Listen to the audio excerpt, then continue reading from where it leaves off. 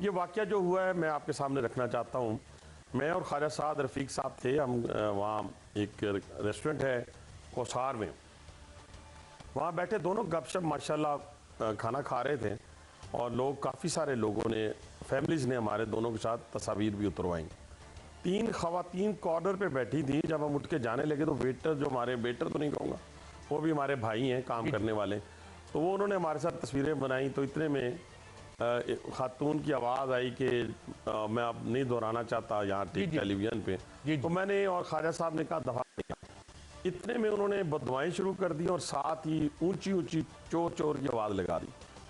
تو میں نے مڑ کے گیا, میں ان کے پاس, یہ شواہد ہیں میرے پاس, میں مڑ کے گیا, میں نے کہا آپ تینوں میری بہنوں کی عمر کی ہیں, اب مجھے بتائیں میں آپ کو کیسے ٹریٹ کروں. اس پہ انہوں نے ایک لفظ استعمال کیا جس کے بعد ہارش ورڈز ہوئے, اور بس اتنا سا واقعہ ہوا. لیکن کہنے سے مراد یہ نہ لڑائی, نہ جھگڑا آپ کے ساتھ, نہ میں نے آپ کو گھورا, نہ میں نے آپ کو دیکھا, میری تو پیٹھ تھی آپ کی طرف. کہنے سے مراد یہ ہے پھر وہ موبائل میں انہوں نے کوشش کی چھیننے کی, تو وہ اس چھینا چھپٹی میں وہ خود ہی بیچاری گر گئی وہاں پہ. تو افسوسناک باتیں ہیں یہ. دیکھیں نا, ہم مائیں بہنیں بیٹیوں والے ہیں, یہ تو نہیں ہے کہ ہم گھر سے فارغ ہیں. تو اس طرح کسی مرد کے ہاتھوں پڑنا, اس کو کسی چیز کو چھیننا, تو یہ مناسب رویہ نہیں ہے.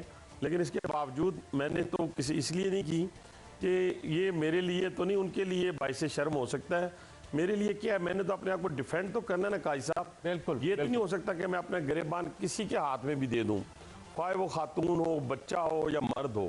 یہاں تک میں نے آج کی ڈیٹ تک تو کسی کو نہیں آنے دیا. آج کی ڈیٹ تک میں نے بڑی اگریسو پالیٹکس کی زندگی میں, کالج لائف سے لے کے ایون کہ میں نے ایڈمنسٹریشن کو یہاں تک نہیں آنے دیتا تھا.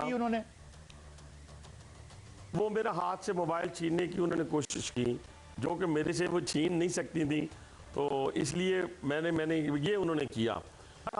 میں سمجھتا ہوں کہ یہ ایک ٹرکل ڈاؤن افیکٹ ہوتا ہے.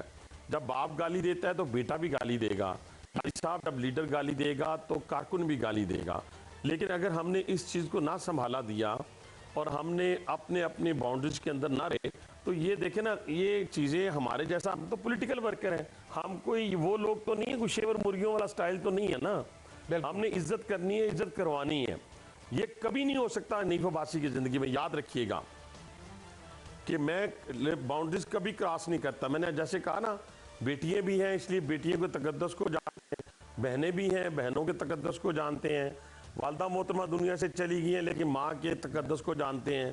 کہنے سے مراد یہ ہے کہ ہم یہ سارے تقدس کو جانتے ہیں, لیکن اب کسی کو نہ تقدس کا خیال رہے, نہ بھائی کا خیال رہے, نہ اپنے عورت ہونے کا خیال رہے, نہ عزت کا خیال رہے, تو پھر شاید مشکل ہوگا کسی کے لیے بھی ہمارے ساتھ الجھنا.